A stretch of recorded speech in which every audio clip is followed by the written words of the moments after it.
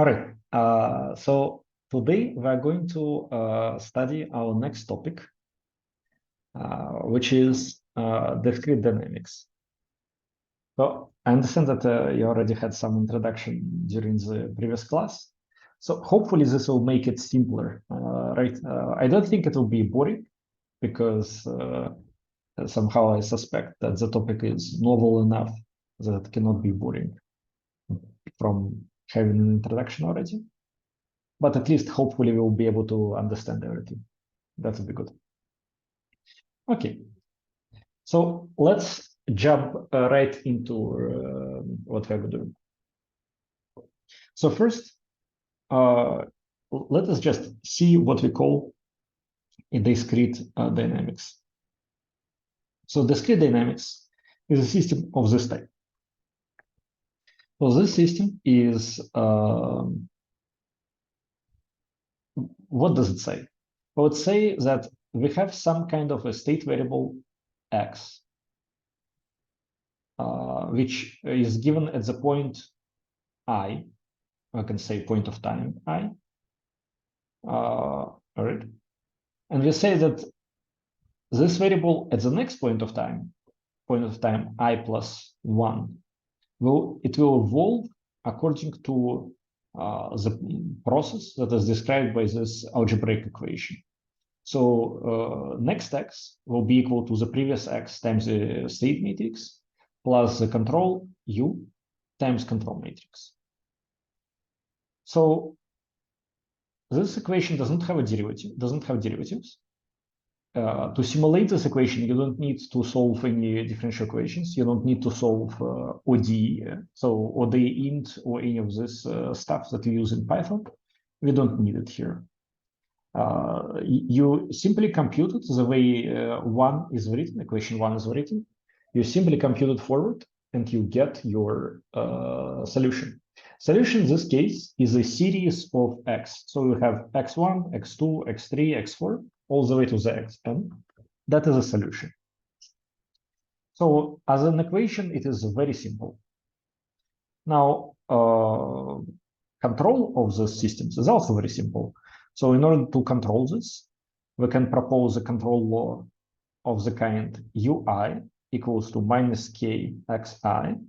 Well, if you want, you can say plus ui star, like a constant part of the controller. Or we can just limit it to purely linear control ui equals to minus k xi, right? So we can just limit it to a linear part. So the linear control law for the system would be quite simple. All right, so far so good. The only difference so far is that we don't have a dot, we have a directly next x in the equation. Now, let us consider stability of the system. Stability of the system is going to be quite interesting. That is the first time when we are going to kind of like start to appreciate the difference between this discrete system and continuous time that we have been familiar with so far. Right. So let's just, for the case of an example, assume that matrix A has purely real eigenvalues. So purely real eigenvalues. This will allow us to do eigendecomposition of matrix A, with V being eigenbasis and D being matrix of eigenvalues on the diagonal. So what we have is A equals to V, D, V. D is diagonal matrix. And we can, as before, use this substitution. Z is equal to Vx. And how does the substitution work? Well, let us quickly look at what we're going to substitute.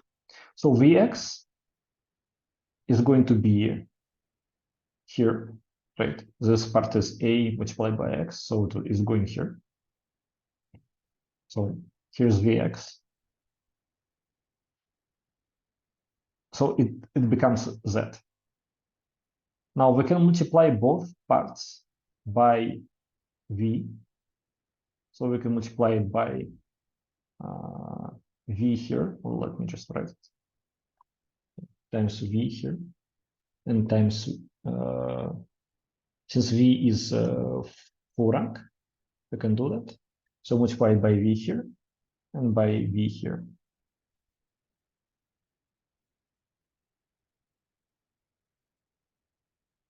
Okay, something like this.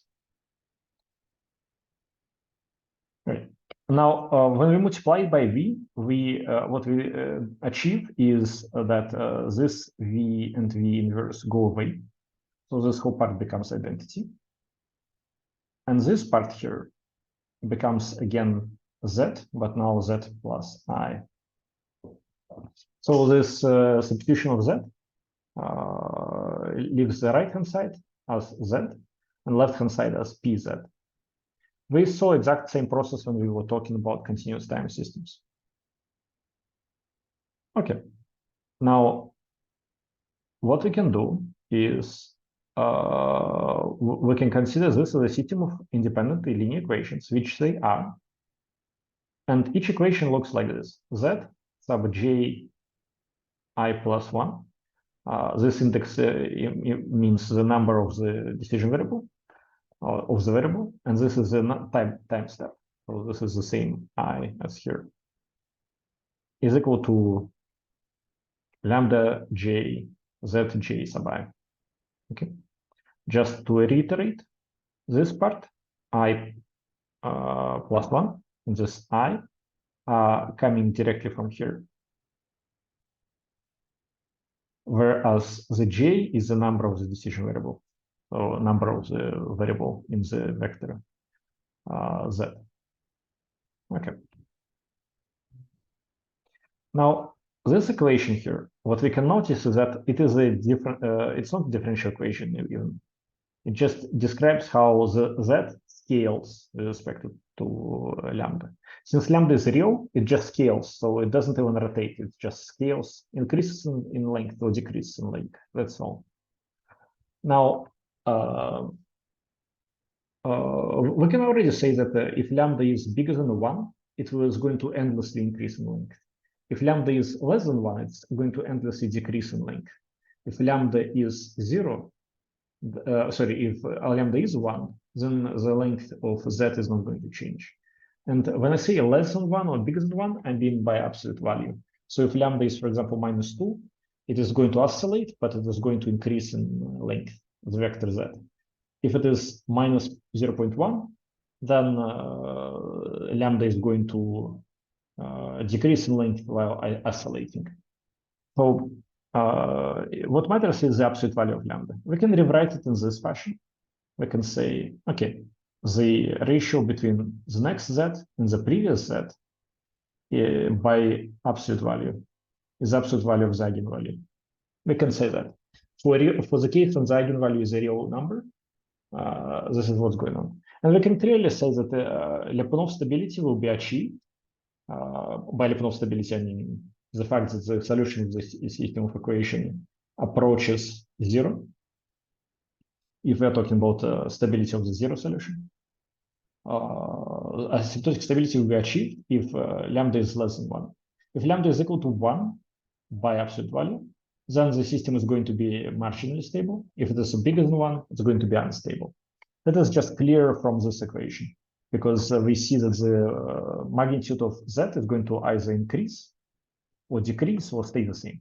And those are discovered by this analyzing the eigenvalue. Do we have questions about this one?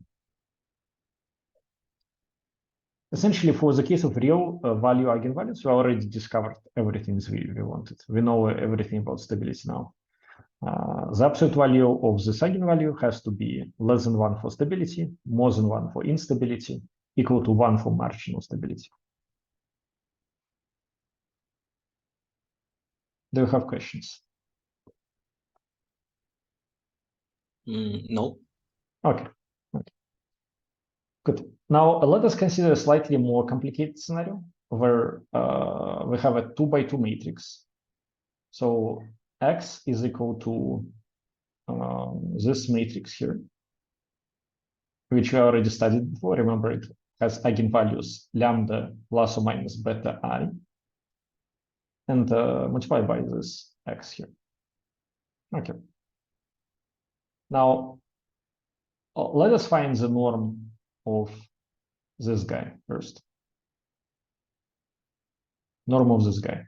Well, the norm of this guy is this vector multiplied by itself and a square root. So we find the square of the norm, not general, the square of the norm. So it's just squares of individual components. So square of this, square of this. Where do we get it from? Well, from those components, right?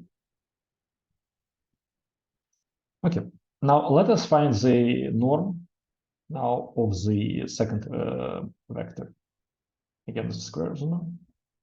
So here, what happens is when we multiply this vector by this matrix, we would get alpha x1 minus beta x2, and we have to find the square of this component. Then we would have beta x1 plus alpha x2. We have to find the square of this component. When we open the brackets, what we'll see is this.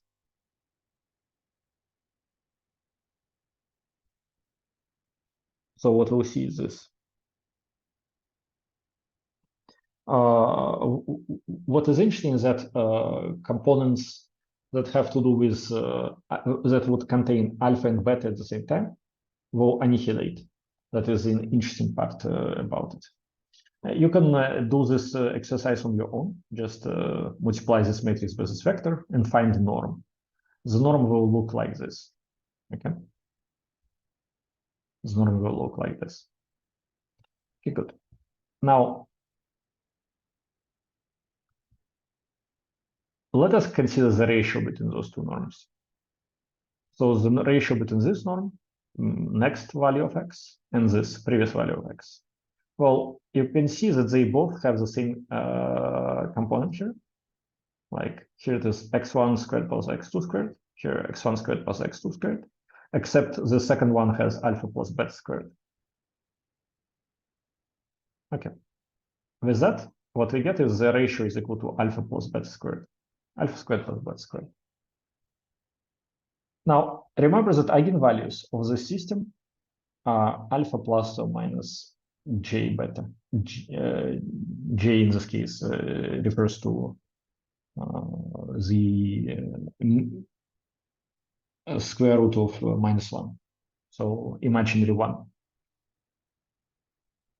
So we can rewrite this expression then as a ratio between the subsequent and current state of the system is equal to the square of the eigenvalues of the system.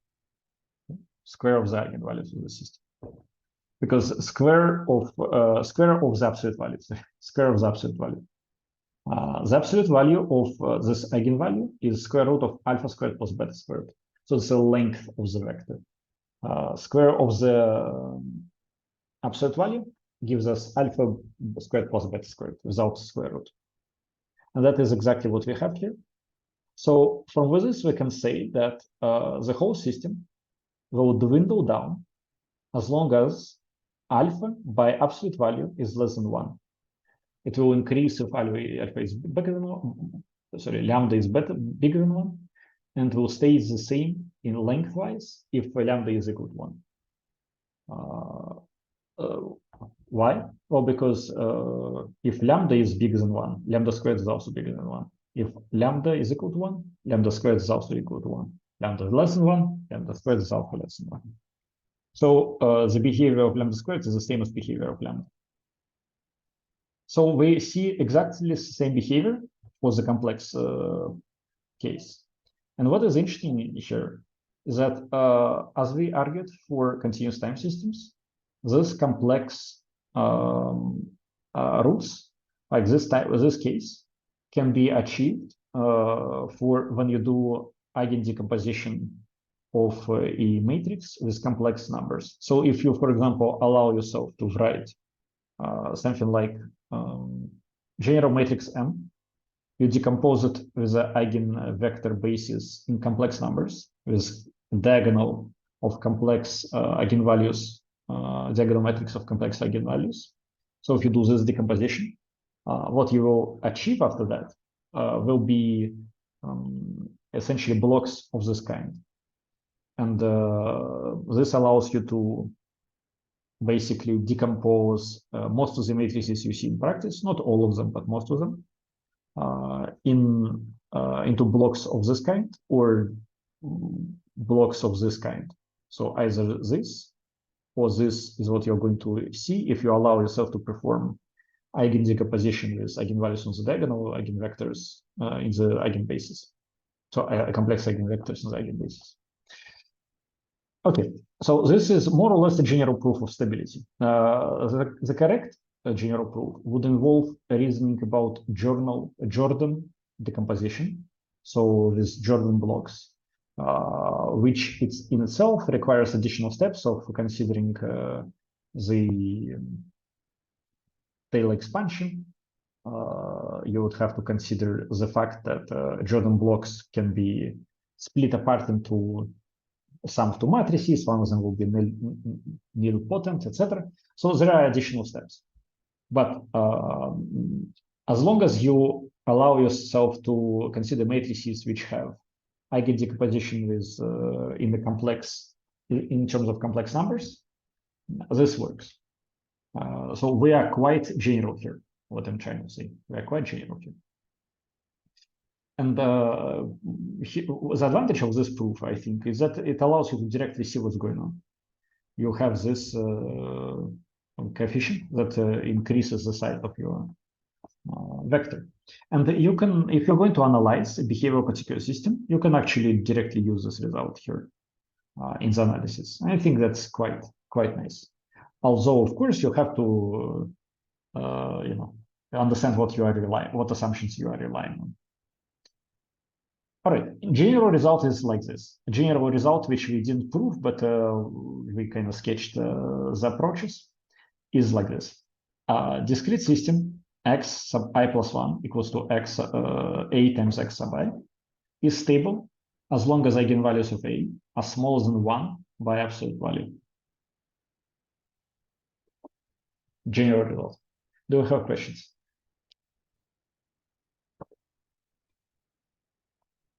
No. Okay. Okay. We just had this on tutorial. Okay, so you saw the did you see the derivation or did you see the no, derivation was different and not that strict as here. Okay. But yeah, we've seen this rule. All right. Cool. Sounds good. This, by the way, make sure you learn, because this will be on all the tests and the final exam. Okay. Actually, could you please talk about the midterm maybe in the end of the lecture? Yeah, at the end of the lecture, I'll talk about midterm, sure. Yeah, thanks. Oh, thank you. All right. So now, before we move any further, I want us to understand where those guys even come from. Like, this whole thing is very nice, but like, you need to understand where we get this equation. And for that, we will need to consider analytical solutions to ODEs. Okay, so let us quickly remember what is exponential of exponential, basically. That is, we're going way back into your first year in the university, where we defined exponentials as infinite series. So exponential e to the power a is defined as 1 plus a plus 1 half of a squared, 1/6 of a cubed, and so on. So 1 over factorial of n times n a to the power n, summed from 0 to infinity. That is exponential. If you actually do this is not just like symbol. This is not kind of like alchemic notation that somehow inspires you more than describes anything. That is actual math. So you could sum this from 0 to infinity. I mean, to infinity you cannot go, but you can go to, like, let's say 10,000, maybe to like 100, let's say, because this factorial will quickly make it difficult to compute more than 100 for sure. Let's say you can go to 100, and then you can compute, and what you'll get is correct number for this value. So is a recipe, it's not a symbol. Now we can do the same with matrix exponentials, and there you may start to worry. So, but let me just define it. Matrix exponential is e to the power a, which is identity matrix plus a matrix plus 1/2 of a matrix squared, so times it itself, plus 1/6 of a matrix cubed, etc. In general, it is the same, 1 over n squared times a to the power n. Notice that this guy, what it means, is completely unclear. This you can kind of say, well, powers, we understand what it means. I would argue that not really, because like, you know, this looks to you like it makes sense. This looks to you like it doesn't make sense. The reason is because one is more familiar than the other. Like this you have seen more often, that's why you think it makes sense. But if you think about it, no computer contains information about the exact decimal expansion of exponent. It is irrational for a reason. We don't have a complete decimal expansion. We have a recipe to cook this number, so we can expand it to as many decimal numbers as we want. But we don't have exact number, right? So it's already suspicious. And then we raise it to arbitrary power. What does it mean? Raising to the power 2 is clear. Raising to the power, let's say, pi, that is not clear at all. So this shouldn't look to you as if it is obvious, while this is strange. Both of them are strange. And both of them are defined in terms of series. This series, if you think about it, that is completely understandable. You have one, let's say a is equal to 7, so 1 plus 7, plus 1/2 of 7 squared, plus 1/6 of 7 cubed, and so on. Makes sense. Somehow makes sense. Here, exactly the same.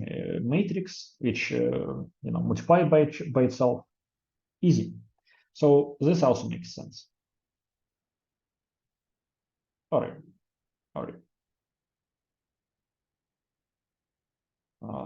Okay.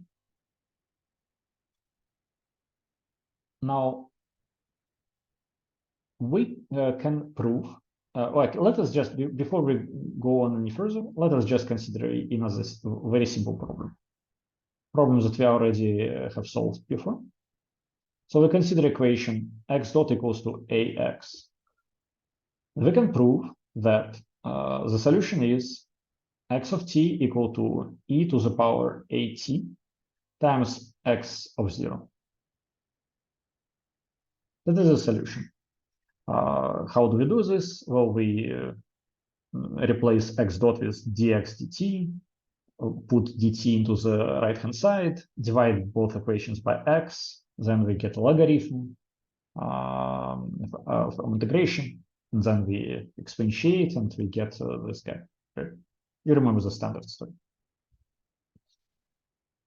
Now, I claim that ODE of the form x dot equals to ax has analytical solution e to the power at times x of 0. I claim that this is true. Now, here you can ask me why. Like, it sounds very nice because it is very similar, but why would this be true? Let me prove it to you. You don't have to take my words. That is a nice part here. The proof is actually very simple. So let's try to do it. So we have I plus at plus 1/2 of a squared, etc.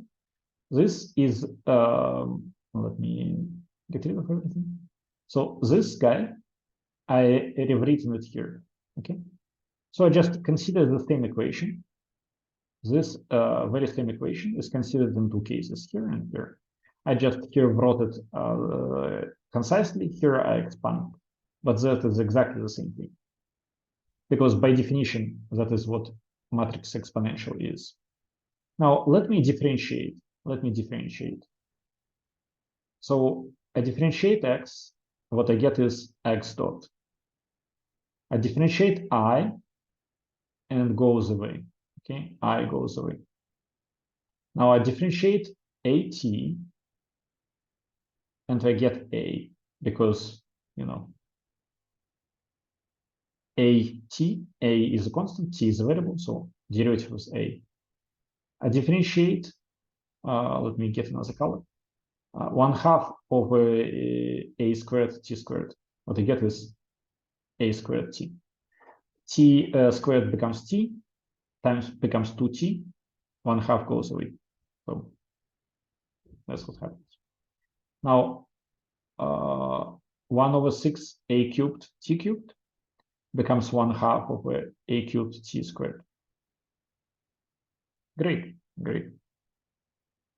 Now, next, we can bring the a out of the brackets.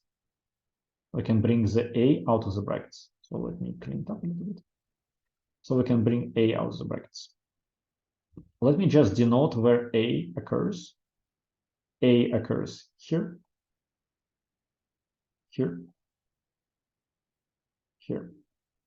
and so all the way to infinity. So we bring it out of the brackets. What we have is identity from here. Let me again change the color. We have identity from here. We have at from here. We have a squared t squared from here.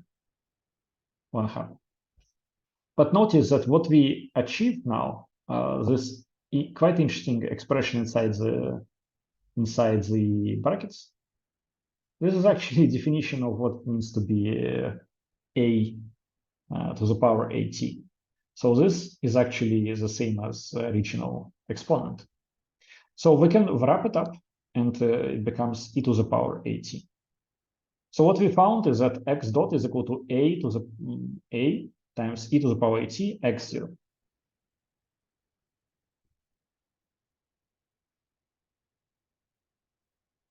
Right? But that is not quite everything. Now, notice that x of t, we just said, is equal to e to the power at. Okay. So this is actually one second.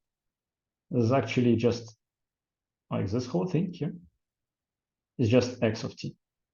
And now what we proved is that x dot is equal to a times x.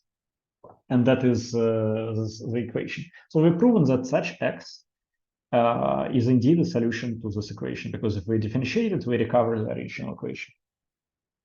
So indeed, this is a solution to the ODE of this form. Do you have questions about that? No. Okay, good. Okay, so nothing mysterious going on here. There is a very clean way to prove that this is a solution. All right, now this was for solution for LTI system, linear time invariant. Now, what we can have is a forced solution. Forced meaning that we have u of t. So u of t is actually present in the equation, and then this becomes a forced solution. In order to solve forced system, we have to do a certain trick. So the trick is, by the way, I hope that we don't repeat tutorial, because I know that Simon used similar teaching material that I used. So there is a small chance that we repeat it. I hope not. I hope not. Yeah, we saw this formula. This formula on his slides, like yeah. Okay. Then, if I'm not mistaken, right, but something similar. Then maybe this is actually good, because then we will be able to understand this, I think, on the fly, if you are. Well, anyway, I will try to explain. We'll see how it goes. Good. And we are both using MIT handouts as a basic for this class. So, okay, now what we have here is the idea that you can take a derivative of this function. Okay, what is this function? It's a to the power minus at times xt. This is just a function. Okay, just a function. We will just take a derivative of this function. Hopefully it helps us somehow. Good. Derivative of this function clearly would be a derivative first with respect to x. This remains constant. Okay. Next, derivative with respect to e to the power minus at, where x remains constant. In the first case, we have e to the power minus at times x dot. Second is minus a. Minus a comes from differentiation in here. Well, let me show it. So differentiating this gives us this. And times x of t. So fair enough. This expression here will be helpful later. Now, next step, what we do is go back to the equation that we discovered, we're looking at, and multiply it by e to the power minus at, to the same function that we were considering here. Not the whole function, but just e to the power minus at.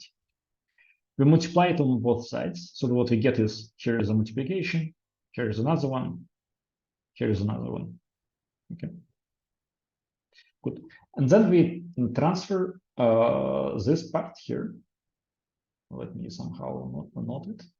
We transfer this part here to the left, so with a minus sign. That's what we get. What is interesting is that what we get on the right then becomes exactly like this expression here, becomes exactly equal to this expression here. Therefore, we can transform it into this expression because they are all equal. So that is the next step. After that, the next step is to integrate both parts. Integrate means we put them on the integral sign with delta tau as a new integration variable. Okay, so that's why all those t becomes tau here, the same here. Good. On the next slide, we continue. So this is the same as what we saw on the last one. So this is the same expression. Next, when we integrate this guy here, what we get is this expression, minus x of 0. So this expression, you can kind of understand where it comes from. We just, integration destroys this d by divided by dt, and you get the original function evaluated now at t. So this, this t comes from here. This t comes from here. Now, where does this x0 comes from? Well, when we evaluate the same function at 0, x of 0 becomes x of 0, but e to the power minus at becomes e to the power 0, which is 1. So it goes away. So this guy comes from this 0. Okay. This remains without a change until the end of the slide. So the right-hand side we don't need to worry about. Okay, next step, we transfer this x0 to the right-hand side. We multiply everything by this, by e to the power at, to cancel this guy here. So we get e to the power at here and here. You can kind of now see, originally we multiplied by e to the power minus at, now we multiply by e to the power plus at. And after putting this inside the brackets here, we get, instead of a minus a tau, we get a times t minus tau. Because, exponential times a times exponential times b is the same as exponential times a plus b. Okay, And this is a final expression. As you can see, it consists of initial condition times matrix to the power. And here it consists of the forced input inside the integral. Okay. The particular form, you don't have to memorize it. It's just nice to see it. This part, you can kind of like notice it. You can kind of notice it. Okay. So you saw how we did it. You saw how we did it. Now, in exactly the same way, you can do it for general case. So in general case, you'll have here exponential as before, just matrix exponential now. Here we'll have e to the power a times t minus tau, same as before, just matrix exponential now. Here is the first part. Okay. We can also rewrite it in this way. We can get a e to the times at outside the brackets. It's up to us if we don't want t inside the brackets for some reason. So this is nice because we can isolate this on the left-hand side if we want, etc. But ultimately, those are the same. Those are the same. Okay. Okay. So this is analytical solution for the system of equations. Now, discretization. Where does it play a role in discretization? Let me show you. So, given a solution to a state space system, we can consider how it evolves from the point t equal to 0 to the point t equal delta t. Okay. And we assume that control input on this interval would be constant. Control interval would be constant. It may change after this interval, but on the interval it is constant, let's say. Well, we can then introduce notation. We say that x of 0 is equal to x0, x of delta t is equal to x1. So from x0 to x1, that's what we want to see, the changes. So x0 is then equals to x1 is equal to x0 times the matrix exponential, but instead of delta t, instead of t, we have delta t now. And here we have the same thing, just with those there is delta t here, right? Okay. Now, since this guy, the control input is a constant, we can bring it outside of the integral. It doesn't have to be inside the integral. In fact, the whole bu can be outside the integral. Then what happens is we get this whole expression. They'll be defining our discrete B matrix that maps U to the x1. We have this discrete X matrix which maps X to x1, and this whole equation that we found by analytically solving the system is now our familiar discrete system equation. So x1 is equals to ax0 plus bu0. So this becomes this, okay? And yeah. And those B and A can be found in this fashion. Well, sounds very good. Sounds very good. And yeah.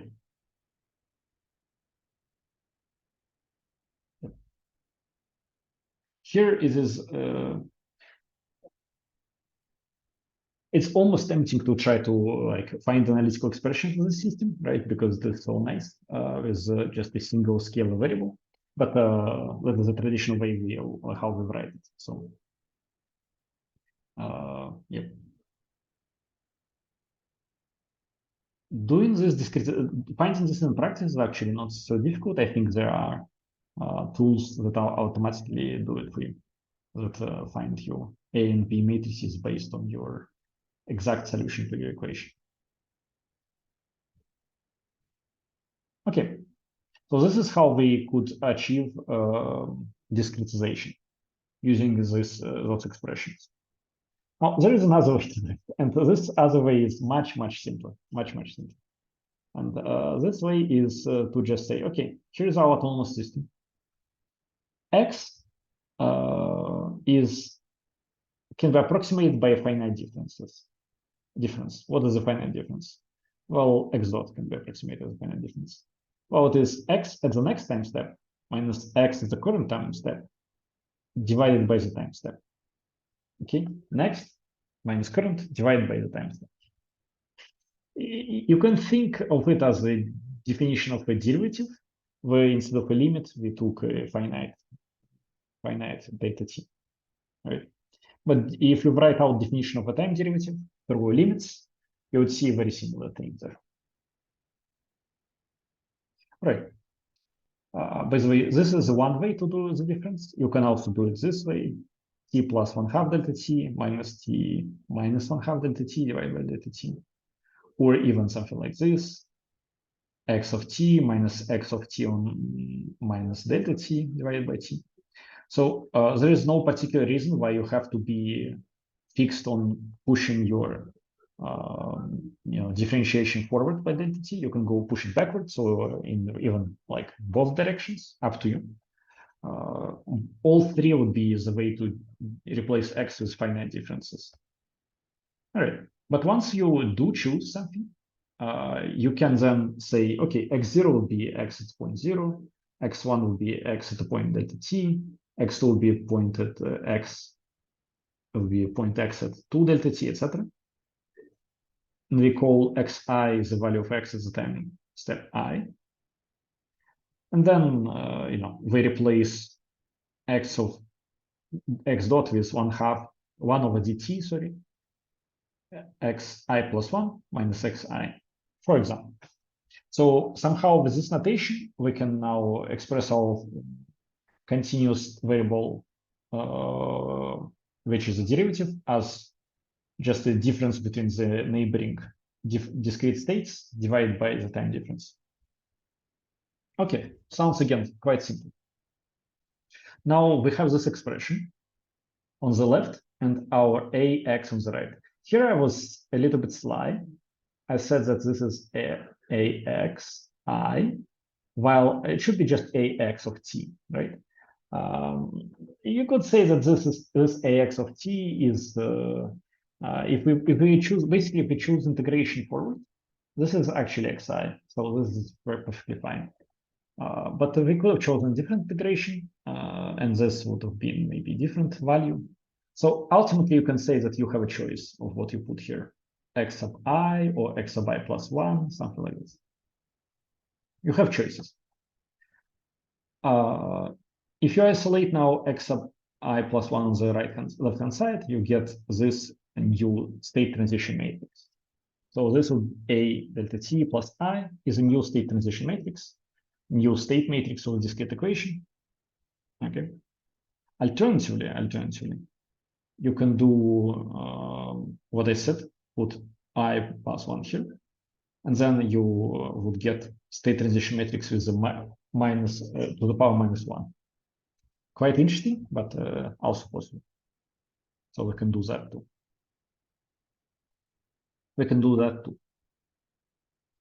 All right. This is often done in solving differential equations when we want to achieve numerical stability. This is considered to be numerically more stable than this one. Numerical stability is when your small numerical errors lead to huge huge differences after your integration scheme usually is applied. Okay. Do you have questions about what we did here? No. Okay. Then this definition of new state matrix and new control matrix is called zero-order hold. Zero-order hold. Why do we call zero-order hold? Is because we somehow assume that the state, how should I put it? This is kind of like, let me illustrate it with a picture. This is kind of similar to the idea that your state, behaves like your dynamics, let's say, stays the same for a given time interval. So whereas analytical solution tries to find exact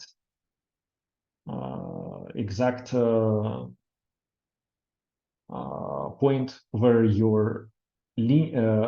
continuous time dynamics would have driven you in terms of your current position. So you get your current position, you know your delta t, you can find exact place where your linear dynamics would have driven you, and you write a differential discrete equation that drives you exactly there.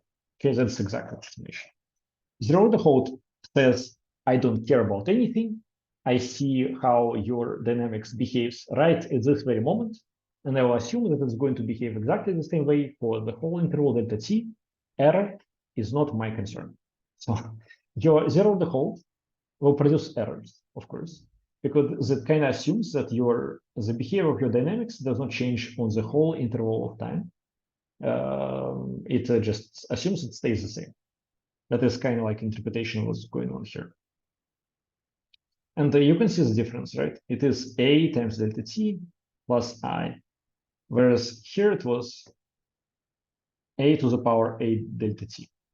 And what is a to the power e to the power a delta t? Well, it is I plus a, delta t, plus 1/2 a squared delta t squared plus 1/6 a cubed delta t cubed. Delta t I add here because I know that's, And so here is a matrix expansion for just matrix. If you have matrix times a scalar, you would have the same thing, but multiplied by a scalar. So you can clearly see what's going on.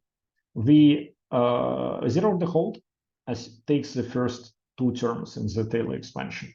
So zero order term, first order term, and that's all. Other terms I ignored. Whereas exact approximation takes all infinity of terms. That is the difference. By the way, if you want to have a first order expansion, it just take those terms. Okay, that's as simple as that. All you need to do is add one more term in your Taylor expansion, and you will get a better approximation. Of course, you would have to also think about what you're going to do with B, with this B matrix, because in the zero order Halt, we just multiply it by delta t. So you need to think about what you're going to do with it. But here you can clearly see it relates to the Taylor expansion. Okay, so here just as an illustration, this is how dynamics looks for zero order Halt. This is how dynamics looks for linear Halt, like first order Halt. This is a graphic of dynamics, not of x. So it's basically you can think of it as like how